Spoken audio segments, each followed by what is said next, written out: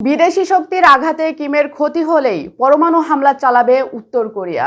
উত্তর কোরিয়া তাদের পারমাণবিক নীতিতে একটি নজিরবিহীন ও কঠোর পরিবর্তন এনেছে, যার মূল লক্ষ্য হলো দেশটির সর্বোচ্চ নেতা কিম জং উনের নিরাপত্তা নিশ্চিত করা এবং বিদেশি শক্তির যে কোনো আগ্রাসন প্রতিরোধ করা।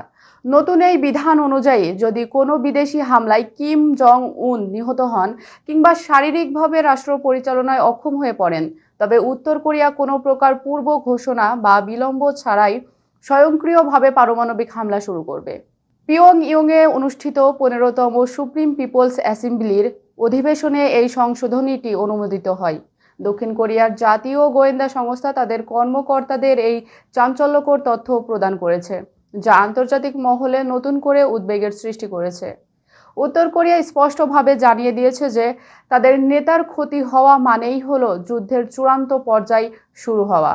সংশোধিত এই আইনের সবচেয়ে গুরুত্বপূর্ণ দিক হলো পারমাণবিক কমান্ড ও নিয়ন্ত্রণ ব্যবস্থার বিকেন্দ্রীকরণ।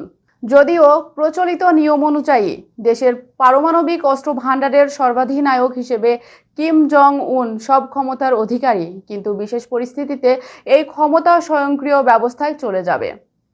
আইনের ভাষায় বলা হয়েছে, যদি বিদেশি শক্তির হামলায় দেশের পারমাণবিক কমান্ড ও নিয়ন্ত্রণ ব্যবস্থা সরাসরি বিপদের মুখে পড়ে কিংবা নেতৃত্ব বিচ্ছিন্ন হয়ে যায়, তবে স্বয়ংক্রিয় ও তাৎক্ষণিকভাবে পূর্ব নির্ধারিত লক্ষ্যবস্তুগুলোতে পারমাণবিক হামলা চালানো হবে। এটি মূলত একটি ডেড ম্যানস সুইচ ব্যবস্থার মতো, যা নিশ্চিত করে যে কিম জং উনকে ব্যক্তিগতভাবে লক্ষ্যবস্তু বানালেও হামলাকারী দেশ রেহাই পাবে না। এই কৌশলের মাধ্যমে উত্তর কোরিয়া বিশ্বকে বার্তা দিতে চায় যে তাদের শীর্ষ নেতৃত্বকে আঘাত করা হবে আত্মঘাতী সিদ্ধান্তের সমান। বিশ্লেষকদের মতে, সম্প্রতি ইরান ও মধ্যপ্রাচ্যের অস্থিতিশীল পরিস্থিতি এবং সেখানে যুক্তরাষ্ট্র ও ইসরায়েলের বিশেষ সামরিক অভিযানে শীর্ষ নেতাদের হত্যাকাণ্ডের ঘটনা উত্তর কোরিয়াকে এমন কঠোর সিদ্ধান্ত নিতে প্ররোচিত করেছে। বিশেষ করে ইরানের সর্বোচ্চ নেতা আয়াতুল্লাহ আলী খামেনি সহ বেশ কয়েকজন জ্যেষ্ঠ সামরিক উপদেষ্টা ও নেতার মৃত্যু পিয়ংইয়ংকে তাদের নিজস্ব নিরাপত্তা কৌশল নতুনভাবে মূল্যায়ন করতে বাধ্য করেছে। উত্তর কোরিয়া মনে করছে, শত্রুপক্ষ যদি তাদের উপর শীর্ষ নেতৃত্বকে হত্যার মাধ্যমে যুদ্ধ জয়ের পরিকল্পনা করে, তবে এই নতুন আইন সেই পরিকল্পনাকে ব্যর্থ করে দেবে। ইরান পরিস্থিতির ভয়াবহতা পর্যবেক্ষণ করেই কিম জং উন নিজের দেশের অস্তিত্ব রক্ষায় পারমাণবিক নীতিকে আরও সংঘাতময় ও প্রতিশোধমূলক করে তুলেছেন।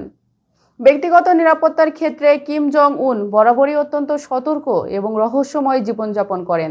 তিনি আকাশপথে ভ্রমণের চেয়ে ভারী সাঁজোয়া ও বুলেট প্রুফ ট্রেন ব্যবহার করতেই বেশি স্বাচ্ছন্দ্য বোধ করেন। তার প্রতিটি সফরের সময় কয়েক স্তরের নিশ্ছিদ্র নিরাপত্তা বজায় রাখা হয়। তবে প্রযুক্তিগত উৎকর্ষতার যুগে কেবল শারীরিক নিরাপত্তাই যথেষ্ট নয় বলে তিনি মনে করছেন। সে কারণেই আইনি কাঠামোতে এই পরিবর্তন এনে তিনি নিজের জীবনের ওপর সম্ভাব্য যে কোনো হামলাকে পারমাণবিক যুদ্ধের সাথে সংযুক্ত করেছেন। মূলত বিদেশি শক্তির মনে ভয় ধরিয়ে দেওয়া এবং সম্ভাব্য অভ্যুত্থান বা গুপ্ত হত্যার চেষ্টা রুখতেই এই আইনি ঢাল তৈরি করা হয়েছে। উত্তর কোরিয়ার এই পদক্ষেপটি উপদ্বীপ অঞ্চলে উত্তেজনা আরও বাড়িয়ে দিয়েছে এবং প্রতিবেশী দেশগুলোর জন্য এক নতুন সামরিক চ্যালেঞ্জ ছুড়ে দিয়েছে। আজকের প্রতিবেদনটি তথ্যবহুল মনে হলে একটি লাইক দিন এবং শেয়ার করে অন্যদেরও জানার সুযোগ করে দিন। আন্তর্জাতিক রাজনীতির ভেতরের খবর এবং পর্দার আড়ালের সত্য জানতে এখনই খবর সংযোগ রিলস চ্যানেলটি সাবস্ক্রাইব করে বেল আইকনটি চেপে রাখুন, কারণ বিশ্ব রাজনীতির প্রতিটি মোড় আমরা বিশ্লেষণ করি সবার আগে।